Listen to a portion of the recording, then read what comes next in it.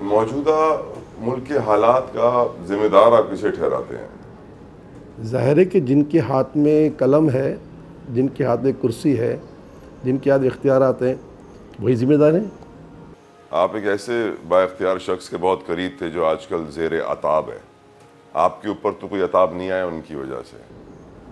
دیکھیں میں زیر اثر تو نہیں تھا، قریب سے مراد دیکھیں مسئلہ یہ تھا کہ ان کے دل میں ایک درد تھا کہ کوئی سڑک پہ نہ سوئے، انہوں نے پناہ گاہیں بنائیں۔ ان کے دل میں درد تھا کہ کوئی بھوکا نہ سوئے، تو انہوں نے کہا کہ لنگر خانے بنا دیے جائیں۔ ان کے دل میں یہ درد تھا کہ دور سے لوگ کیسے قریب آئیں گے، تو گاڑیاں ان کے علاقے پہنچ جائیں۔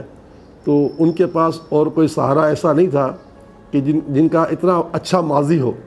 تو سیلانی کا ایک ماضی بڑا تابناک تھا، تو انہوں نے گلے لگایا۔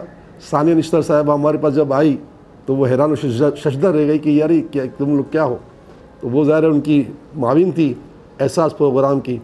نتیجتاً انہوں نے سارا خان صاحب کو بتایا، خان صاحب قریب آ گئے انہوں نے دیکھا کہ یا تو نرم ادھر تو مطلب میٹھا نہیں والا ہے، ان کا تو کچھ نہیں گیا نا۔ دیکھیں نا، گاڑیاں سرکار پاس فالتو پڑی ہوئی تھیں، جگہ سرکار پاس تھیں، سرکار خالی جگہیں دی نا، بس گاڑیاں دی، سارا تو اسٹاف تو فالتو تھا ہی ان کے پاس۔ سارا کھانا جو سب سے بڑا جس میں کرپشن ہوتا ہے، جس میں دھوکہ فراڈ ہوتا ہے، وہ سارا سیلانی کا تھا، تو ان کا ٹینشن نہیں تھا۔